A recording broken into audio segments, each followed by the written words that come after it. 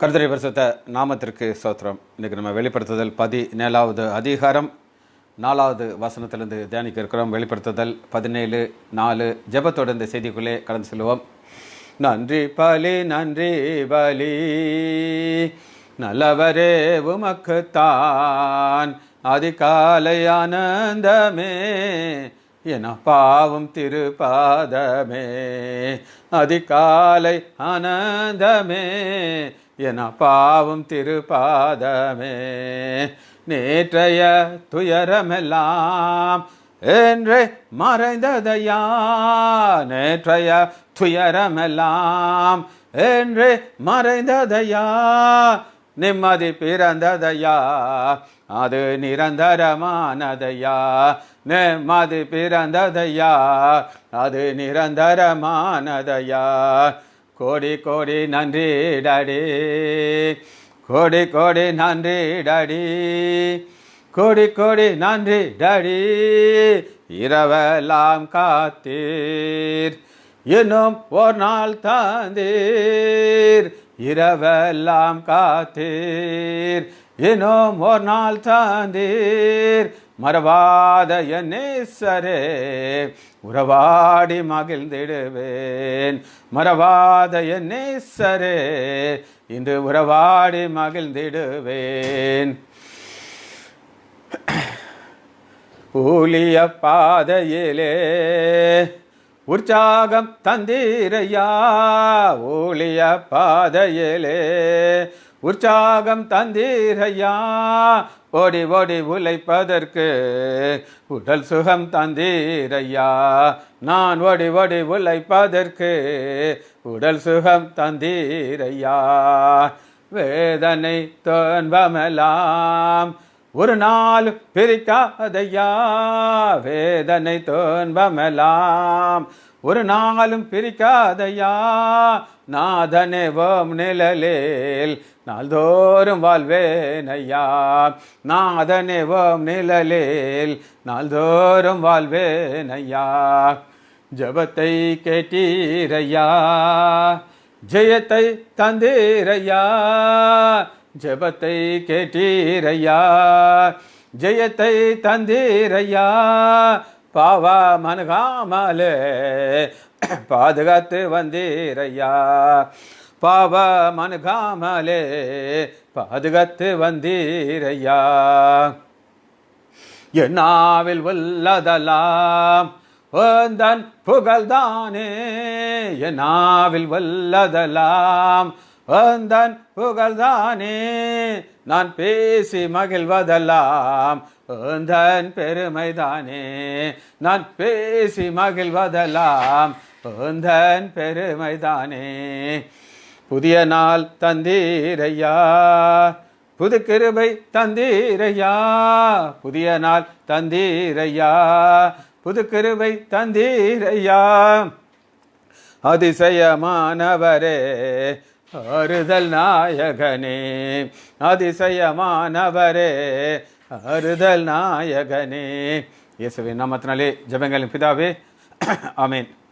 Pandi driver Israel பிரைஸ்லாட் சம்பந்தியம்மா Mercy Rajan அக்கா பிரைஸ்லாட் செல்வி டீச்சர் பிரைஸ்லாட். சரி, இப்போ 17வது அதிகாரம் 4வது வசனத்தை தியானிக்க இருக்கிறோம்.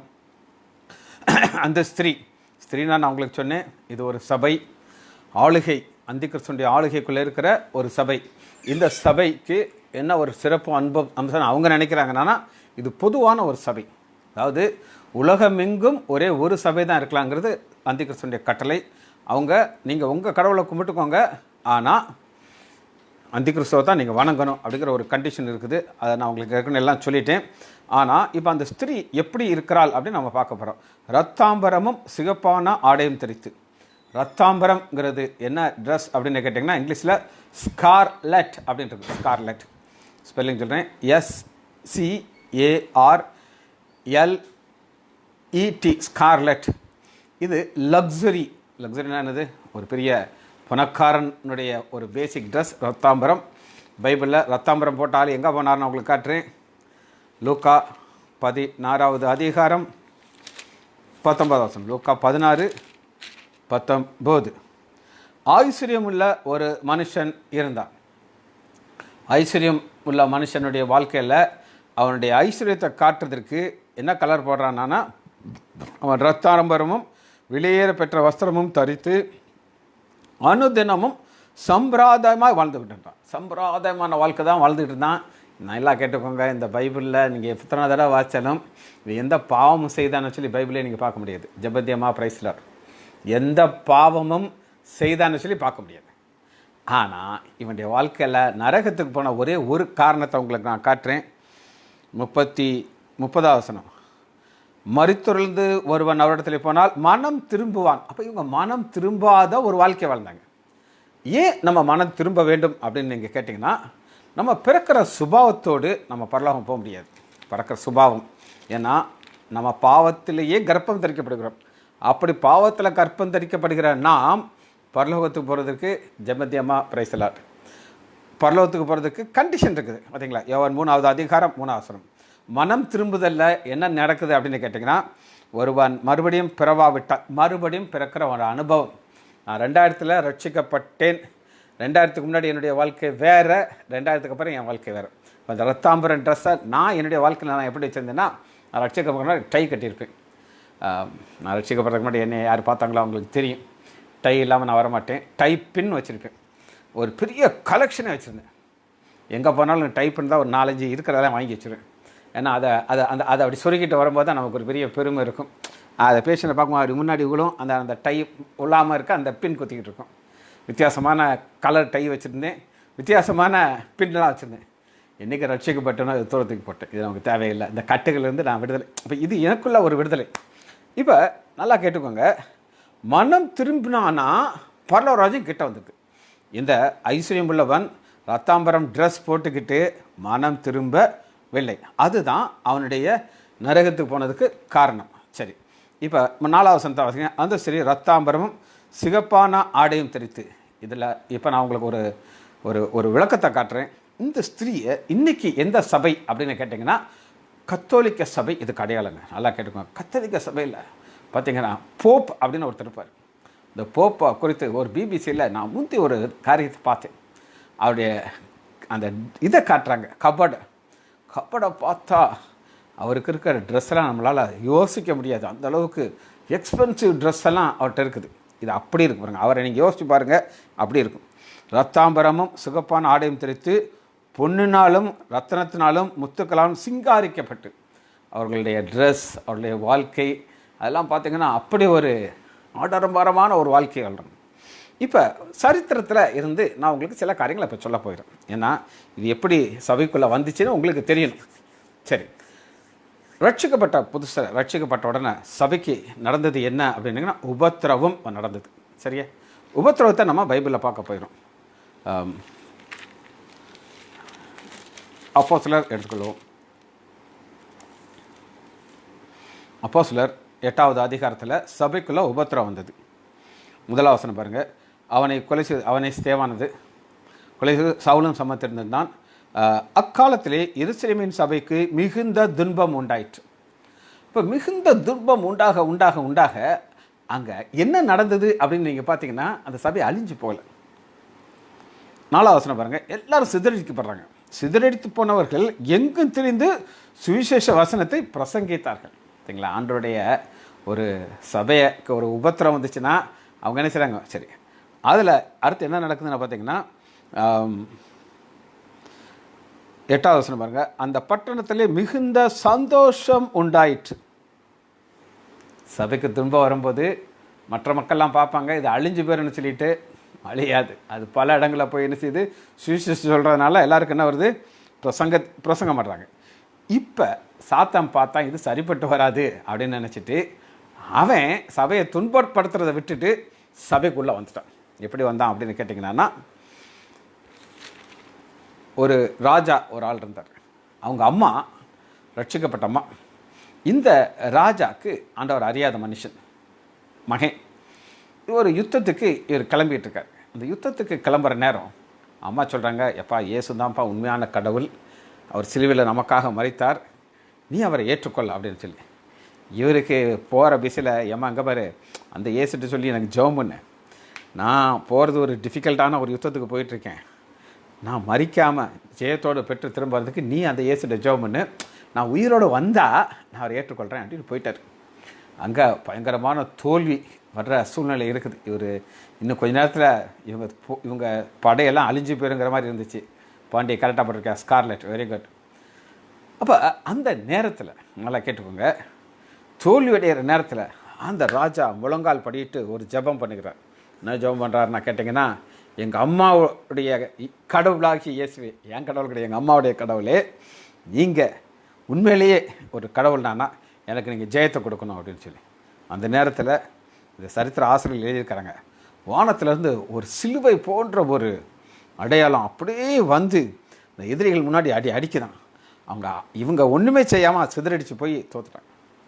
இவருக்கு பார்த்தாரு, அப்பா இப்படி ஒரு கடவுள் நான் பார்த்ததே இல்லைன்ட்டு ஜெயத்தோடு வர்றாரு. வந்து ஒரு சட்டத்தை போட்டார், கிறிஸ்தவ மதம் தான் நீ இருக்கணும், மற்ற மதங்கள்லாம் போயிடணும், உனக்கு அப்படி பிடிக்கலையா நீ என்கிட்ட வா, நான் உன்னை கொண்டுறேன் அப்படின்ட்டு. என்ன மதமாக இருந்தாலும் சரி, அதுக்கு ரைட்டு லெஃப்ட்டு பேரிகிற எதையுமே கண்டுக்கிட மாட்டார். ஒன்று நீ இயேசுவை ஏற்றுக்கோ, இல்லைன்னா நீ அழிஞ்சு போயிரு. எல்லாரும் மனம் திரும்பாமல், நல்லா கேட்டுக்கோங்க, மனம் திரும்பாமல் ஆன் கம்பல்ஷனில் இயேசுவை ஏற்றுக்கிட்டாங்க. அந்த நேரத்தில் தான் ஞானஸ்தானத்தை குறித்து அப்போ அங்கே இருக்கிற பிஷப்கிட்ட கேட்ட உடனே அவர் பார்த்தாரு, இத்தனை லட்சக்கணக்கான மக்களை எப்படி முக்கியம் எடுக்கிறதுக்கு பார்த்தாரு. எல்லாரையும் வர சொல்லி இங்கேருந்து தண்ணியை சொல்லி தெளிச்சிட்டார். இதுதான் தெளிப்பு ஞானஸ்தானம் இல்லையா? தெலுங்கு சிஎஸ்ஐ சர்ச்சில் தெளிப்பு ஞானஸ்தானம் தான் இருக்குது. சரி, அது ஒரு பக்கம் இருக்கட்டும். அப்போ இங்கே நான் என்ன சொல்ல விரும்புகிறேன்னா, இந்த சபைக்குள்ளே யார் வந்துட்டா? சாத்தான் வந்துட்டான். எப்படி வந்துட்டான் அப்படின்னு கேட்டிங்கன்னா, இப்போ சபைக்கு துன்பமே போயிடுச்சு. துன்பம் போய் சபைக்குள்ளே சாத்தான் வந்துட்டான். எந்த மத தலைவர்கள் இல்லை அவன் கொடுமைப்படுத்தினானோ இப்போ அவங்களுக்கு பவரை கொடுத்துட்டான். நீங்கள் என்கிட்டே இருக்கணும், ராஜாங்கத்தில் தான் இருக்கணும், இங்கேயே ஜோம் பண்ணுங்க, எல்லாமே இங்கே வச்சு எனக்கு செய்யுங்க, உங்கள் ஆலோசனைப்படி தான் நான் செய்வேன். அவங்களுக்கு பெரிய பெரிய பேலஸ் எல்லாம் கட்டி கொடுத்து வசதியாக உட்கார வச்சிட்டான். இப்போ இவங்கெல்லாம் ஜோம் பண்ணுவாங்களா? பண்ண மாட்டாங்க. ஜோமெல்லாம் பண்ண மாட்டாங்க. ஒரு ஜாலியான வாழ்க்கை. இப்போ சாத்தான் உள்ளே வந்து அப்படித்தான் மதத்துக்குள்ளே சாத்தான் வந்து அவங்கள உண்டாக்குனேன். இப்போ பாருங்கள், இந்த பேக்ரவுண்டை நீங்கள் புரிஞ்சுக்கிட்டிங்கன்னா 4வது வசனம் உங்களுக்கு புரியும். அந்த ஸ்திரீ ரத்தாம்பரமும் சிகப்பான ஆடையும் தரித்து பொன்னினாலும் ரத்தனத்தினாலும் முத்துக்களாலும் சிங்காரிக்கப்பட்டு தன் வேசித்தனமாகிய அருவருப்பினான். வேசித்தனமான அருவருப்பு நான் உங்களுக்கு சொன்னேன், விக்கிரகத்தை வணங்குறதான் சொன்னேன். அசுத்தால் நிறைந்த பொற்பாத்திரத்தை தன் கையிலே பிடித்திருந்தார். பொற்பாத்திரம் அப்படின்னு இருக்குது. பார்த்தா பொற்பாத்திரம், ஆனால் உள்ளே இருக்கிறது அசுத்தம். இந்த பாவம் உள்ளே வந்துருச்சு. ஏசாயா 1வது அதிகாரம் 18வது வசனத்தை பார்ப்போம். ஏசாயா 1:18.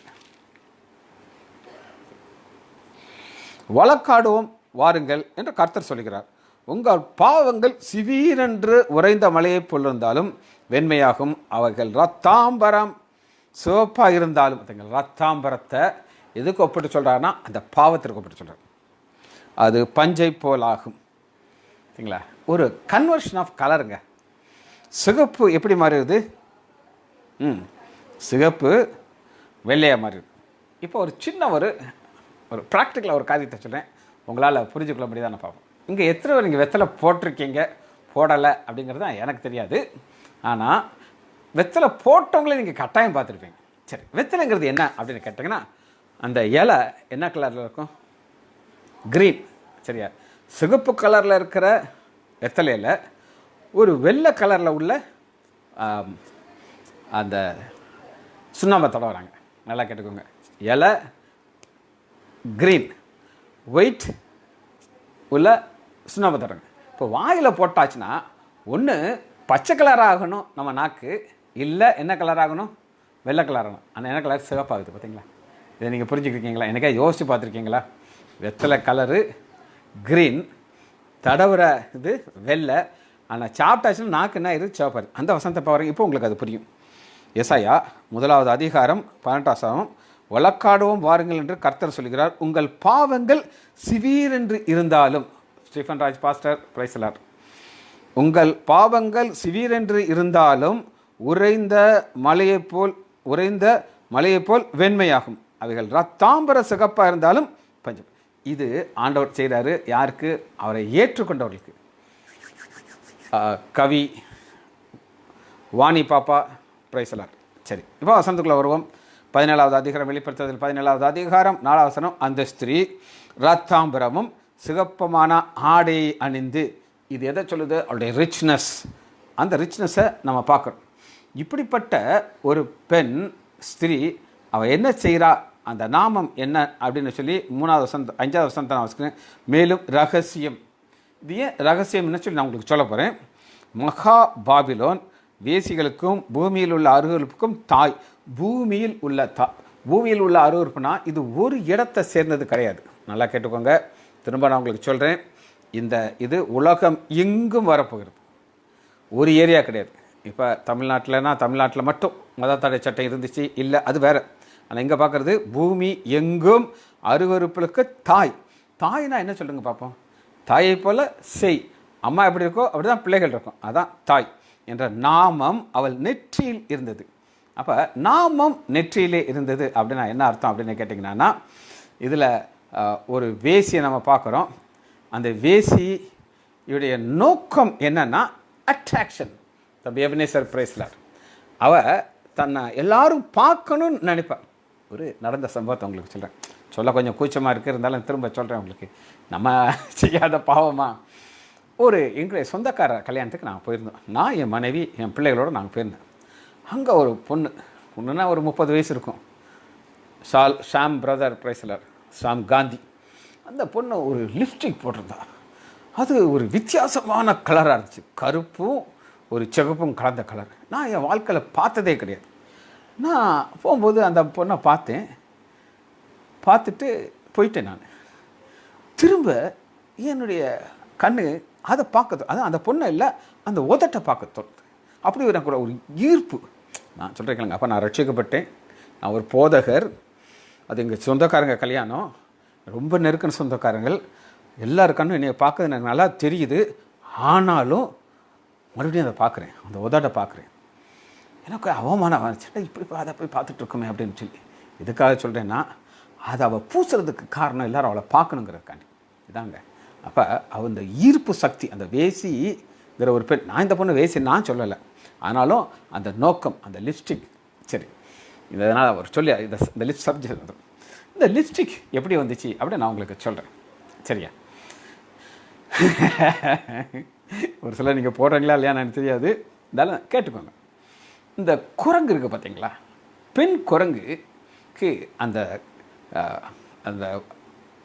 அதுக்கு அந்த மேரேஜ், அதாவது என்ன மேரேஜ் கிடையாது, அந்த அந்த அந்த அட்ராக்ஷன், அந்த ஆண் குரங்கை அட்ராக்ட் பண்ணுறதுக்கு அதனுடைய வெஜனா ரெட் கலராக மாறிடுமா. இது சயின்ஸ், நான் சொல்கிற கற்பனை கதை கிடையாது. அதை பார்த்து தான் இவங்க கண்டுபிடிச்சிருக்காங்க. ஓஹோ, அது ரெட்டாக இருந்தனால மேல் குரங்கு அதோடு சேர்ந்து மேட் பண்ணுது. அப்போ நம்மளும் என்ன செய்யணும், இதில் பூசிக்கிடணுன்ட்டு பூசிக்கிறாங்க. அதான் இங்கே பார்த்தீங்கன்னா, அதனால் இந்த சிகப்பு நம்ம பார்க்குறோம். 4வது வசனம் பாருங்கள். அந்த ஸ்திரீ ரத்தாம்பரமும் சிகப்புமான ஆடையும் அறிந்து. அப்போ இவ யார்னா, வேசிகளுக்கு பூமியில் உள்ள அருவருப்புக்கு தாய் என்ற நாமம் அவள் நெற்றியில் இருந்தது. இப்போ சிங்காரிக்கப்படுறது இது என்ன அப்படின்னு நீங்கள் பார்ப்போம். சிங்காரிக்கப்படுறதுனா என்னன்னு சொல்லி நம்ம வேதத்தில் பார்ப்போம். நியாயாதிபதிகள் எடுத்துக்கொள்ளும். நியாயாதிபதிகள் 8வது அதிகாரம் 26வது வசனம், 8:26. அப்போ அன்னைக்கு வாழ்ந்த மக்கள் என்னெல்லாம் போட்டிருந்தாங்க அப்படின்னு கேட்டிங்கன்னா, பிறை சித்தாக்களும் ஆரங்களும் மீதியானுடைய ராஜாக்கள் போர்த்திருந்த ரத்தாம்பரங்களும், இது மீதியான போன்ற ரத்தாம்பரங்களும், அவர்கள் ஒட்டகங்களிலே கழுத்துக்களை சரப்பணி. அப்போ ஒட்டகத்துக்கு ஒரு நெக்லஸ் மாட்டி விட்டுருக்காங்க. அவ்வளோ ரிச்னஸ் அவங்களுக்கு இருந்துச்சு. அல்லாமலும் இதெல்லாம் அவர்கள் போட்டிருந்த ட்ரெஸ். இவங்க மட்டும் கிடையாது, இஸ்ரவேல் பெண்களுடைய ட்ரெஸ் பார்த்திங்கன்னா அது எப்படி இருக்குன்னு உங்களுக்கு காட்டுறேன். பெண்களுடைய ட்ரெஸ் எப்படி இருக்குது அப்படின்னு கேட்டிங்கன்னா, ஏசாயா 3வது அதிகாரம்.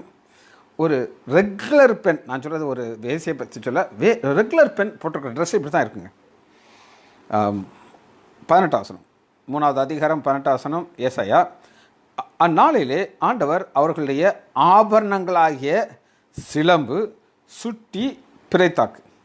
ஒரு பெண், ரொட்டீனாக ஒரு பெண் நம்ம எப்படி வலையெல்லாம் போட்டிருக்கோமோ இதெல்லாம் அவங்க ட்ரெஸ். இது அவங்க ஆபரணங்களையும் அஸ்தகடாங்களையும் தலைமுட்டுகளையும் சிரபூஷணங்களையும் பாத சுரங்களையும் கொலுசு மார்க்கச்சையும் சுகந்தவனையும், அடுத்து தாயத்து, நம்ம அதில் மக்கள் தாயத்து கட்டியிருப்பாங்களா, அப்போ அது அங்கேருந்து வந்தது. தாயத்துகளையும் மோதிரங்களையும் மூக்குத்தியலையும் வினோத வஸ்திரங்களையும் சல்லாவையும் போர்வேலையும் குப்பிகளையும் கண்ணாடிகளையும். இந்த கண்ணாடி இப்படி பார்க்குற கண்ணாடி கிடையாதுங்க. நாங்கள் குல்பர்காவில் நான் படித்தேன். அங்கே ஒரு கூட்டத்தார் ஜிப்சி மக்கள் இருந்தாங்க. அவங்க ஒரு அழகான துப்பட்டா மாதிரி போட்டிருப்பாங்க. அதில் கண்ணாடியை சின்ன சின்னதாக வச்சு ஒரு ஒர்க் பண்ணியிருப்பாங்க. அவங்க நாடோடிகள் ஒரு இடத்த விட்டு இன்னொரு இடத்துக்கு போயிட்டே இருப்பாங்க. குளிக்க மாட்டாங்க, அப்படியே அழுக்காக தான் இருப்பாங்க. ஆனால் அவங்க ட்ரெஸ் இதே மாதிரி இருக்கும். இதெல்லாம் எதுக்காக நான் உங்களுக்கு சொல்கிறேன் அப்படின்னு கேட்டிங்கன்னா, இது ரொட்டீன் ட்ரெஸ். ஆனால் வேசியுடைய ட்ரெஸ் வேறு மாதிரி இருக்கும். அது தன்னை மற்றவங்க ஈர்க்கணுங்கிற ஒரு வாஞ்சோடு சொல்லப்பட்டிருக்கிறது. சரி, எஸ்தர் 8வது அதிகாரம் 15வது வசனம். எஸ்தர் 8:15 பக்கம் 6:3:1 6:3:1 எஸ்தர் 8வது அதிகாரம் 15வது வசனம். அப்பொழுது இது என்னென்னா, ராஜா ஒருத்தருக்கு மகிமை கொடுக்கும்போது போடுற ட்ரெஸ். நல்லா கேட்டுக்கோங்க, இது தானாக போய் வாங்குறது கிடையாது. ராஜா ஒருத்தரை மகிமைப்படுத்துறதுக்கு என்ன ட்ரெஸ் போடுறாரு பாருங்க. அப்பொழுது முருகதாய் இளநீலமும் வெண்மையான ராஜ வஸ்திரமும் பெரிய பொன்முடியும் பட்டும் ரத்தாம்பரம். இதெல்லாம் ராஜாருடைய ட்ரெஸ் அணிந்தவர்களாய் ராஜா வந்து புறப்பட்டான். சூசான் அரண்மனை மகிழ்ந்தது. இது ராஜா ஆண்டோடைய பிள்ளையை மகிமைப்படுத்தும் போது உள்ள ட்ரெஸ். புலம்பல் 4வது அதிகாரம் 5வது வசனம் பக்கம் 957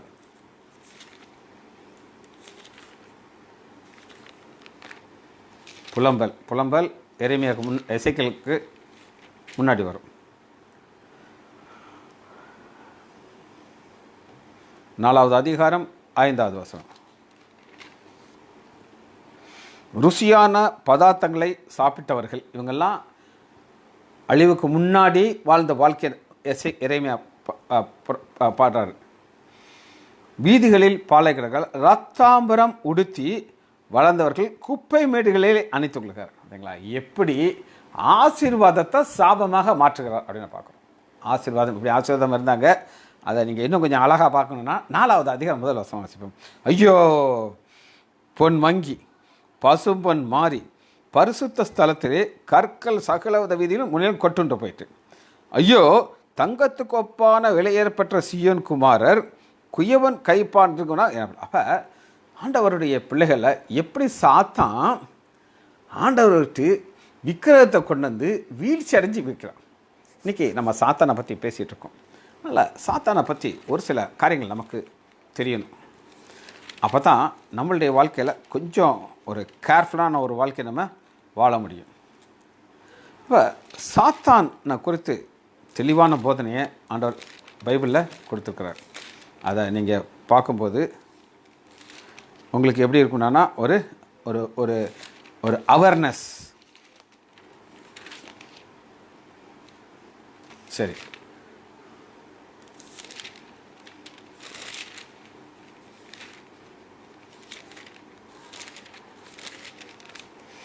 எசேக்கியேல் 28வது அதிகாரத்தில் 12வது வசனம். எசேக்கியேல் 28:12 சாத்தானுக்கு என்ன தெரியும்னா அவனை பற்றி ஒரு சில பைபிளில் சீக்கிரத்தை காட்ட போகிறோம். 28வது அதிகாரம் 12வது வசனம். மனுபுத்திரனே, நீ தீரு ராஜாவை குறித்து புலம்பி அவனை நோக்கி கர்த்தராகிய ஆண்டவர் இருக்கிறது என்றால்.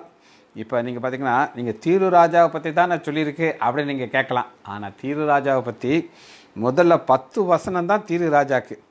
ஆனால் 12வது வசனத்திலிருந்து பார்த்தீங்கன்னா இது தீரு ராஜாக்கு கிடையாது. ஏன் அப்படின்னு கேட்டிங்கன்னா 13வது வசனம் நீங்கள் வாசித்து பாருங்கள். நீ தேவனுடைய தோட்டமாகிய ஏதெனில் இருந்தவன். தீரு ராஜா அன்னைக்கு அங்கேயா இருந்தான். அதாவது ஆண்டவர் எப்பவுமே கொடுக்கும்போது ஒரு சின்னதாக கவர் பண்ணி சொல்வார். வெளியிலேருந்து பார்த்தா இது தீரு ராஜாவுக்கு சொன்ன மாதிரி இருக்கும், ஆனால் தீரு ராஜா கிடையாது. சாத்தானை குறித்து ஒரு வெளிப்பாடை நம்ம பார்க்குறோம். இது ரொம்ப முக்கியமான கான்செப்ட், தயவுசெய்து கவனமாக வாசிங்க.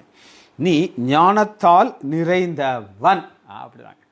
அப்போ ஞானத்தால் நிறைந்தவன் அப்படின்னு சொல்லி யாருக்கு கொடுத்துருக்கு அப்படின்னு கேட்டிங்கன்னா சாத்தானுக்கு கொடுத்துருக்கு. அப்போ நீங்கள் யாருக்கு அதிகமான ஞானத்தை ஆண்டவர் கொடுத்தார் அப்படின்னு கேட்டிங்கன்னா சாலமோனுக்கு தான் அதிகமான ஞானத்தை ஆண்டவர் கொடுத்தார். சரிங்க. சாலமோனை குறித்து நமக்கு தெரியும்.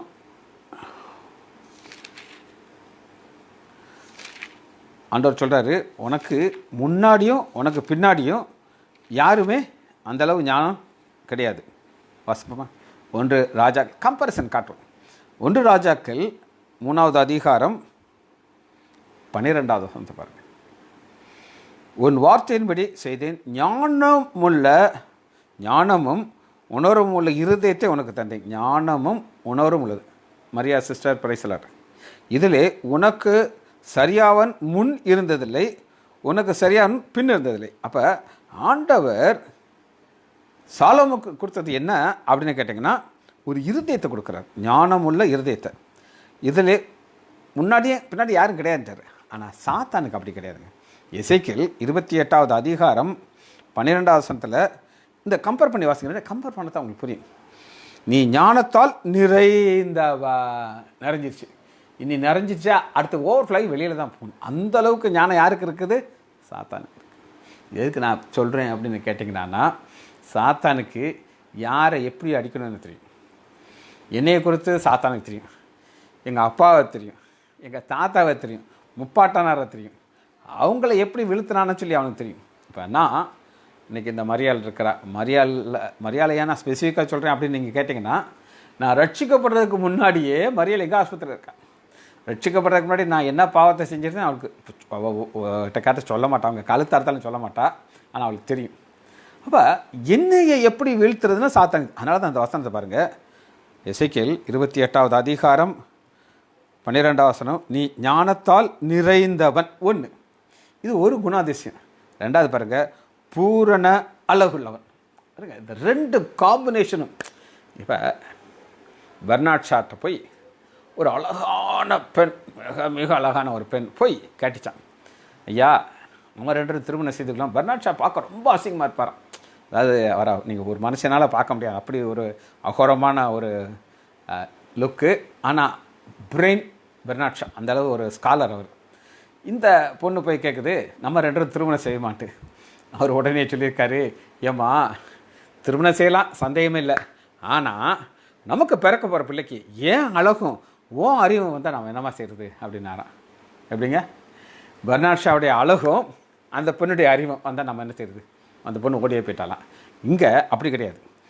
எசேக்கியேல் 28வது அதிகாரம் 12வது வசனம், நீ ஞானத்தால் நிறைந்தவன். அந்த ஞானத்தை இவன் என்ன யூஸ் பண்ணுறான் அப்படின்னு கேட்டிங்கன்னா, மற்றவங்கள பாவம் செய்ய வைக்கிறான். அதாங்க. இப்போ 17வது அதிகாரம் 5வது வசனத்தில் மேலும் ரகசியம். இதான் ரகசியம்.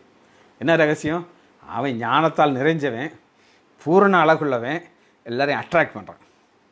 மகாபாபிலோன் வேசிகளுக்கும் பூமியில் உள்ள அருவருப்புக்கும் தாய். இந்த வேசிகளுக்கும் பூமியில் உள்ள அருவருப்புக்கும் தாய்ங்கிறதுக்கு இதை ஒரு சின்ன நடந்த சம்பவத்தை உங்களுக்கு நான் சொல்கிறேன். ஒரு சில வருஷத்துக்கு முன்னாடி எங்கள் ஹாஸ்பிட்டலில் ஒரு பையன், அவனுக்கு ஒரு 28 வயசு இருக்கும். அவனை ஹாஸ்பிட்டலில் அட்மிட் பண்ணாங்க. ஒரே கம்ப்ளைண்ட் என்னென்னா, 3 மாதம் அவனுக்கு காய்ச்சல் இருந்துகிட்டே இருக்கு. மாத்திரை போட்டாலும் காய்ச்சல் குறையாது. 8 கிலோ வெயிட் குறைஞ்சிட்டார். என் தம்பிகிட்ட வந்தாங்க. தம்பி ஒரே ஒரு டெஸ்ட் HIV எழுதி கொடுத்தா பாசிட்டிவ்னு வந்துருச்சு. அப்பா அவருக்கு ஏற்கனவே ஒரு பையன் இருக்கான், 3 வயசு பையன் இருக்கான், அவங்ககிட்ட ஓடிட்டு இருக்கான். அவர் மனைவி முழு கர்ப்பமாக இருக்கா அந்த பொண்ணு. என் தம்பி சொன்ன உடனே அவங்க அப்பா அம்மா கதறி கதறி கதறி அழுகிறாங்க. அவங்க சொல்கிறாங்க, சார் இவன் ரொம்ப தரித்திரம் பிடிச்சவன் சார், இவன் சொன்னபடி கேட்காதவன், எங்களுக்கு நல்லா தெரியும். இந்த பொண்ணு எங்கள் சொந்தக்கார பொண்ணு சார். நாங்கள் அந்த பொண்ணு வீட்டில் போய் கேட்டோம், உங்கள் பொண்ணை கொடுங்க எங்கள் பையனுக்குன்னு. அவங்க சொன்னாங்க, உங்கள் பையன் மோசமான பையன், நாங்கள் கொடுக்க மாட்டோம் அப்படின்னு சொன்னாங்க. ஆனால் நாங்கள் சொன்னோம், உங்கள் பொண்ணு வந்தால் எங்கள் பிள்ளையை மாற்றிடும், அப்படி நல்ல பிள்ளை, எங்களுக்கு அந்த பிள்ளை மாதிரி தான் எங்களுக்கு வேணும் அப்படின்னு சொல்லி நாங்கள் சண்டை போட்டு கட்டி வச்சோம். அந்த பையன் சொல்கிறான், சார் அவர் 3 மாதத்துக்கு முன்னாடி நான் சென்னை போனேன். அங்கே ஒரு லாட்ஜுக்கு நான் போயிருந்தேன். இங்கே ஒரு பொண்ணை கொண்டு வந்தாங்க சார். அதை பார்த்ததுக்கப்புறம் என்னால் நோ சொல்ல முடியல சார். 1/2 மணி நேரம் தான் சார், அது திரும்ப 1/2 மணி நேரம் தான் சார் இந்த பொண்ணோடு இருந்தேன். எனக்கு எய்ட்ஸ் வந்துருச்சுன்னு சொல்லி அப்புறம் நாங்கள் இந்த பொண்ணுக்கு, இந்த மாதமாக இருக்கிற பொண்ணுக்கு டெஸ்ட் பண்ணால் அவளுக்கும் பாசிட்டிவ், இவனுக்கு பாசிட்டிவ், அந்த பொண்ணுக்கு பாசிட்டிவ். டயக்னோஸ் பண்ணி கரெக்டாக 2 மாதத்தில் அந்த பையன் இறந்து போயிட்டான். அந்த பொண்ணு என்னாச்சுன்னு எங்களுக்கு தெரியாது. எதுக்கு சொல்கிறேன்னா, அந்த 2 காரியம் அவளுக்கு இருக்குது. ஒன்று ஞானம், இன்னொன்று அழகு. இந்த ஞானமும் அழகும் சேர்ந்து என்ன செய்யுதுன்னா வேசித்தனம் பண்ண வைக்குது. இது வேறு வயசுத்தனம், அது வேறு வயசுத்தனம். ஆனாலும் 2 நீங்கள் புரிஞ்சுக்கிடணும். பூமியின் அருவருப்பருக்கு தாய் என்கிற நாமம் அவள் நெற்றியிலே எழுதிது. இப்போ நெற்றியில் என்ன எழுதியிருக்கணும், என்ன எழுத போகிறார் நமக்கு அப்படின்னு கேட்டிங்கன்னா, வெளிப்படுத்துதல் 22வது அதிகாரம் 4வது வசனம். வெளிப்படுத்துதல் 22:4. அவருடைய ஊழியக்காரர் அவரை சேவித்து. ஊழியக்காரர்னா யார்? நான் ஊழியக்காரனா? எங்கள் சம்பந்தியமாக என்னை பாஸ்டர்னு போட்டிருக்காங்க. அவங்க என்னை எப்படி பார்க்குறாங்க? சம்பந்தின்னு பார்க்க மாட்டேங்கிறாங்க. என்னை பார்த்தா சிஜின்னு தான் கூப்பிடுவாங்க. அப்படி ஒரு அன்பான சம்பந்தியமாக என்னை எப்படி கூப்பிட்றாங்க? பாஸ்டர். அப்போ எங்கள் நெற்றியில் என்ன எழுதியிருக்கு அப்படின்னு கேட்டிங்கன்னா, அவருடைய ஊழியக்காரர் அவருடைய சேவித்து அவருடைய சமூகத்தில் தரிசிப்பார்கள், அவருடைய நாமம் அவருடைய நெற்றியில் இருக்கும். சரிங்களா? எங்கள் நெற்றியில் என்ன இருக்குன்னா ஆண்டவருடைய நாமம் இருக்குது. ஆனால் இந்த விக்கிரகத்தோடு இருக்கிறவங்களுக்கு அப்போ அந்த நெற்றியில் நாமம் எழுதப்பட்டிருக்கு என்னங்கிற ஒரு காரணத்தை நான் உங்களுக்கு சொல்கிறேன். இப்போ நீங்கள் ஒரு நோட் புக் வாங்குறீங்க, சரியா? அந்த நோட் புக் வாங்கின உடனே முதல்ல நீங்கள் என்ன செய்வீங்க அப்படின்னு கேட்டிங்கன்னா, அதில் உங்கள் பேர் எழுதுவீங்க. அப்படி தானே? ஏன் உங்கள் பேர் எழுதுறீங்க உங்கள் நோட் புக்கில்? அது எனக்கு சொந்தம் அப்படின்னு நீங்கள் காட்டுறீங்க. அதுபோல் ஆண்டவர் அவருடைய நாமத்தை எழுதி என்ன செய்கிறாரு? சரி, இப்போ சாத்தான் உடைய ஞானம் ஓவர்டேக் பண்ணுது. எதை ஓவர்டேக் பண்ணுதுன்னா, ஆண்டவர் கொடுத்த ஒரு மனுஷனுக்கு கொடுத்த ஞானத்தை ஓவர்டேக் பண்ணுது. காரணம் என்ன அப்படின்னு கேட்டிங்கன்னா, ஆண்டவர் தெரிந்து கொள்ளுதல் நம்மகிட்ட கொடுக்குறாரு. நீ வலது புறம் போகணுமா போ, இடது புறம் போகணுமா போ, ஆனால் உனக்கு தெரியணும் எங்கே போனால் என்ன நடக்கணும் உனக்கு தெரியணும். வாசிப்போமா? 1 ராஜாக்கள் 14வது அதிகாரம் 22வது வசனம். 1 ராஜாக்கள் 14:22. யூதா ஜனங்கள் கர்த்தருடைய பார்வைக்கு பொல்லாதானதை செய்து தாங்கள் செய்து வந்த தங்களுடைய பாவங்களினாலே தங்கள் பிதாக்கள் செய்த எல்லாவற்றையும் பார்க்கலும் அவருக்கு அதிக எரிச்சல் மூட்டினார்கள். அதிக எரிச்சல் மூட்டுறது எப்படி அப்படின்னு கேட்டிங்கன்னா, அவர்கள் உயர்ந்த சகல மேட்டின் மேலும் பச்சையான சகல மரத்தின் கீழும் மேடைகளையும் சிலைகளையும் தோப்பு விக்கிரங்களையும் தங்களுக்கு உண்டாக்கினார்கள். இது செய்தது ஆண்டவருக்கு கோபத்தை உண்டாக்குச்சு. இப்போ சாத்தான் என்ன செய்வான் அப்படின்னு கேட்டிங்கன்னா, இதெல்லாம் செய்ய வச்சு ஆண்டவருடைய கோபத்தை அவங்க மேலே வர வச்சு அவங்கள அழிக்க வச்சுருவான். இதுதான் சாத்தானுடைய ஒரு நோக்கம். சரி, அடுத்து இந்த மாதிரி சம்பவத்தில் 2 ராஜாக்கள் 21வது அதிகாரம் எடுத்துக்கலாம். 2 ராஜாக்கள் 21வது அதிகாரம் 1 வசனம். மனாசே ராஜாவாகிற பொழுது 12 வயதாக இருந்தான். 52 வருஷம் எருசலேம் 52 வருஷம் தான் லாங்கஸ்ட் ஆட்சி செய்த ராஜா.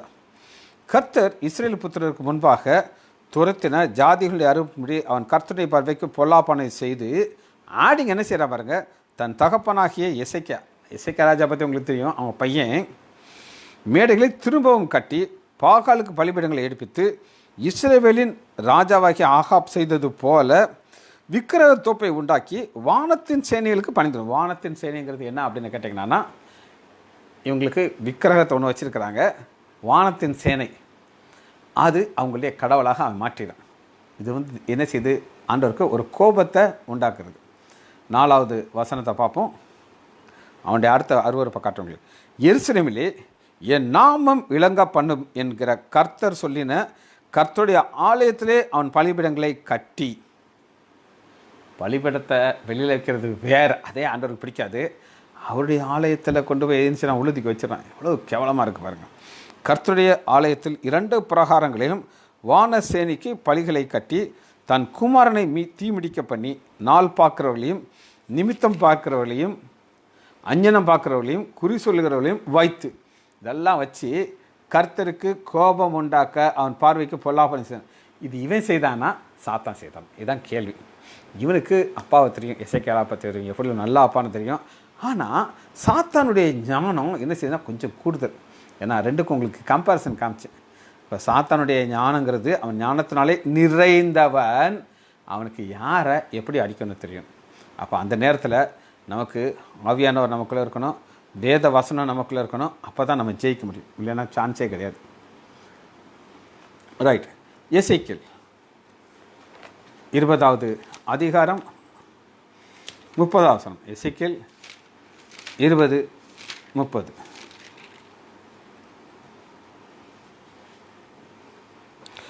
ஆகையால் நீ இஸ்ரவேல் வம்சத்தாரை நோக்கி, கர்த்தராகிய ஆண்டவர் இருக்கிறார் என்றால், உங்கள் பிதாக்கள் மார்க்கத்தின்படியே நீங்களும் தீட்டுப்பட்டவர்கள் அல்லவோ? அவர்களுடைய அருவருப்புகளை நீங்கள் பின்பற்றி சோரம் போகிறீர்கள் அல்லவோ?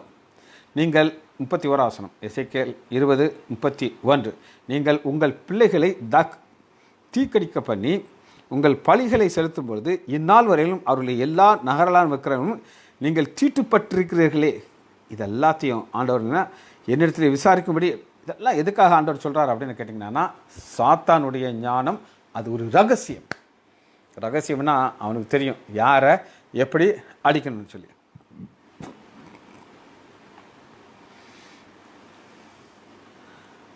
வெளிப்படுத்துதல் 18வது அதிகாரம் 5வது வசனம். வெளிப்படுத்துதல் 18:5. இந்த பாவத்தினுடைய ஹைட் எங்கே போயிடுச்சு அப்படின்னு கேட்டிங்கன்னா 18:5. அவளுடைய பாவம் வானபரியந்தம் எட்டியது. அப்போ ஆண்டவர் எல்லாத்துக்கும் ஒரு லிமிட் வச்சுருக்காரு, இதுக்கு மேலே வச்சிருக்க முடியாது. அதனால் எங்கே தூக்கி போடுவார்? கடல், அக்னி கடலில் தூக்கி போடப்பார். வானபரியந்தம் அந்த அருவருப்பு எட்டினது. இதனுடைய ஒரு தாற்பயம் அப்படின்னு சொல்லி நம்ம ஒன்று பார்க்க போகிறோம். அது என்னன்னா, எசேக்கியேல் 3வது அதிகாரம் 3வது வசனம். எசேக்கியேல் 3வது அதிகாரம் 3வது வசனம்.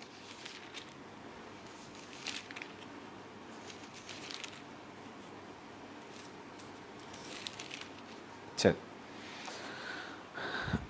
எஃபெக்ட், சைட் எஃபெக்ட், தாற்பயம்னு ஒரு வார்த்தை நான் யூஸ் பண்ணுறேன். 3வது அதிகாரம் 3வது வசனம். அதன் நிமித்தம் மழை பெய்யாமலும் பின்மாறி இல்லாமலும் போயிட்டு உனக்கோ சோர ஸ்திரீயின் நெற்றி இருக்கிறது, நீயோ நாண மாட்டேன் என்கிறாய். இதாங்க தாற்பயம். என்ன அப்படின்னு கேட்டிங்கன்னா, ஆண்டவர் தெளிவாக சொல்லியிருக்கிறாரு, நீ இதை செய்தா நீ இதை செய்ய. உபாகமம் 11வது அதிகாரத்தை பல தடவை நம்ம வாசிச்சாச்சு. என்ன சொல்லியிருக்கார்? நீ விக்கிரகத்தை எடுத்துமா. நீங்கள் கட்டாயம் வாசிச்சிருப்பீங்க, நான் மறந்துருப்பீங்க, உங்களுக்கு காமிச்சிடுறேன். உபாகமம் எடுத்துக்கொள்வோம் 11வது அதிகாரம். எவ்வளோ தெளிவாக சொல்லியிருக்காரு அப்படின்னு கேட்டிங்கன்னா, 11வது வசனத்தை வாசிங்க. உபாகமம் 11:11.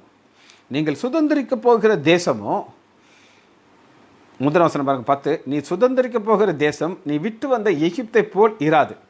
இப்போ எகிப்தில் என்ன ஒரு அட்வான்டேஜ்னால், நைல் நதி போயிட்டு இருந்துச்சு. 365 நாளும் தண்ணி போகும், மழை பெய்யாதனாலே கிடையாது. இங்கே வெறும் நல்ல கௌசிய மகா நதின்னு ஒன்று இருக்குது, அங்கே நீங்கள் போனீங்கன்னா வாந்தி எடுத்துவீங்க, சாக்கடை போகுது, அங்கே மனுஷங்க கிட்ட போக முடியாது. ஆனால் இது அப்படி கிடையாது.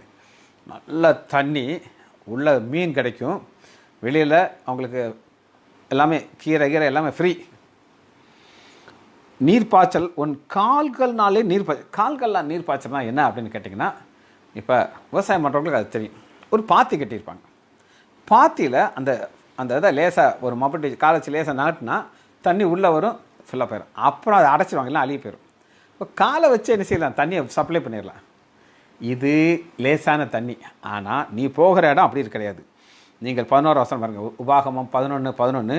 நீ சுதந்திரிக்க போகிற தேசமோ மலைகளும் பள்ளத்தாக்கும் உள்ள தேசம், அது வானத்தின் மலை தண்ணீரை குடிக்கும் தேசம். வானத்தின் மலை தண்ணீர்னா ஆண்டவர் சாவி அவர் கையில் வச்சுருக்கார். சரியாங்க? அது உன் தேவனாய கர்த்தர் விசாரிக்கும் தேசம், வருஷத்தின் துவக்கம் முதல் வருஷத்தின் முடிவு எப்பொழுதும் உன் தேவனாகிய கர்த்தரின் கண்கள் அதன் மேல் இருக்கும். இப்போ உலகத்தில் எத்தனையோ தேசங்கள் இருந்தாலும் இந்த ஒரு இடத்த மட்டும்தான் ஆண்டவர் இப்படி பார்த்துக்கிட்டே இருக்கார். நீங்கள் உங்கள் தேவனாகிய கர்த்தரை முழு இருதயத்தோடும் முழு ஆத்மாவோடும் அன்பு கூர்ந்து அவரை சேவிக்கும்படி நான் இன்று உங்களுக்கு கற்பிக்கிற கட்டளை கீழ்ப்படிந்தால், கண்டிஷன் கீழ்ப்படிஞ்சா நான் உங்களுக்கு என்ன செய்வேன் அப்படின்னு கேட்டிங்கன்னா, நீ தானியத்தையும் உன் திராட்சை ரசத்தையும் உன் எண்ணெயையும் சேர்க்கும்படி உனக்கு ஏற்ற காலத்திலே உன் தேசத்திற்கு முன்மாறியும் பின்மாறியும் செய்வேன். முன்மாறி பின்மாறி அப்படின்னா என்ன அப்படின்னு கேட்டீங்க, விவசாயம் பண்ணுறவங்களுக்கு தான் தெரியும். நாங்கள்லாம் விவசாயம் பண்ணுற ஆளுக்கு நாகரில் எங்களுக்கு தோப்பெல்லாம் இருக்குது. அப்போ அந்த பயிர் போட்டுருவாங்க, நெல்லை வச்சுக்குவாங்க. அந்த முதல்ல ஒரு மழை பெஞ்ச உடனே அவங்க உழுதுருவாங்க. உழுது விதையை போடுவாங்க. அப்போ அது வளர்ந்து அடுத்து அந்த அந்த பால் இருக்குது பார்த்தீங்களா, அந்த கதிரில் பால் பிடிச்சா தான் அது கதிராக மாறலைன்னா சாவியாக மாறிடும். அதுக்கு என்ன தேவைன்னா பின்மாறி ஒரு மழை தேவை. அந்த மழை பெஞ்சும்போது அது என்ன செய்யும், நல்லா ஃபுல்லாக மணியாக ஆயிரும், இல்லைன்னா பொக்காத்தான் இருக்கும். அதான் முன்மாறி பின்மாரியும் பெய்ய பண்ணி ஒரு மிருக ஜீவனத்திற்கு உன் வெளியிலே புல் முளைக்க முடியும். மிருக ஜீவன் எதுக்கு தேவை அப்படின்னு நீங்கள் கேட்டிங்கன்னா, இப்போ நமக்கு ரியல் எஸ்டேட்னு ஒன்று இருக்குது, உங்களுக்கு தெரியும். ஒரு இடத்துல பிளாட் போட்டு இது ஒரு ஸ்கொயர் ஃபீட் இவ்வளவு, ரொம்ப விலை கூடுதலாக இருக்கும், கம்மியாக இருக்கும், அப்படி பல ரேட்டில் இருக்குது. மக்கள் பதிஞ்சிருவாங்க, அதில் அவங்க வீடை கட்டிக்கிடுவாங்க. ஆனால் அன்றைக்கி ஓப்பன் ஸ்பேஸ், யாருமே இது ஏன் இடம்னு சொல்ல முடியாது, எல்லாம் திறந்தா கிடந்துச்சு. ஆனால் அன்றைக்கி பணக்காரன் யார் அப்படின்னு கேட்டிங்கன்னா, யாருக்கு மிருகம், அதாவது ஆடு மாடு. ஆபிரகாமுக்கும் லோத்துக்கும் பார்த்திங்கன்னா அவங்களுக்கு இருக்க இந்த மிருகத்தினுடைய லெவலில் பூமியே தாங்க முடியும். அந்தளவுக்கு ரிச்னஸ் எதை வச்சு கெஸ் பண்ணுறாங்க, கால்குலேட் பண்ணுறாங்க, மிருகஜீவன். அந்த மிருகஜீவனுக்கு சாப்பாடு கிடைக்காது. ஆண்டவர் எதை ஆஃப் பண்ணிடுவார், மேலே மலையை ஆஃப் பண்ணிடுவார், புல் இல்லை, மிருகமெல்லாம் செத்து போயிடும். அப்போ ஆண்டவர் இந்த அளவு தெளிவாக அவங்களுக்கு சொல்லியிருந்தாலுமே அவங்க தங்களுடைய வாழ்க்கையை ஆண்டவரை விட்டுட்டு சோரஸ்திரி நெத்தின்னு சொல்லி உங்களுக்கு எரேமியா 3வது அதிகாரம் 3வது வசனத்தில் சொன்னேன். சரி, மீதி நம்ம நாளைக்கு தியானிப்போம். ஜெபிச்சு முடிப்போம்மா. மகா இரக்கமும் கிருபையும் உள்ள பிதாவே, நம்ம துதிக்கிறோம் ஐயா, நீ நல்லவர் ஐயா. சாத்தானுடைய ஒரு சூழ்ச்சியை நாங்கள் தியானித்தோம் ஐயா, அப்படி ஞானத்தை குறித்து நாங்கள் தியானித்தோம் ஐயா. ஆனாலும் ஐயா, எங்களுக்கு இருக்கிற ஞானம் பரத்திலிருந்து உண்டான ஞானம் ஐயா. அந்த ஞானத்துக்காக நன்றி ராஜா. பரத்திலிருந்து உண்டான ஞானத்தின் மூலமாக சாத்தானுடைய எல்லா சூழ்ச்சிகளையும் ஜெயிக்க இது எங்களுக்கு கிருபை பாராட்டுங்க ஐயா. பிள்ளைகள் ஒவ்வொருவரையும் என் ஆண்டவராகிய இயேசு கிறிஸ்துவின் நாமத்தினாலே ஆசீர்வதிக்கிறேன் அப்பா. இயேசுவின் நாமத்தினால் ஜெபங்கள் பிதாவே, ஆமென்.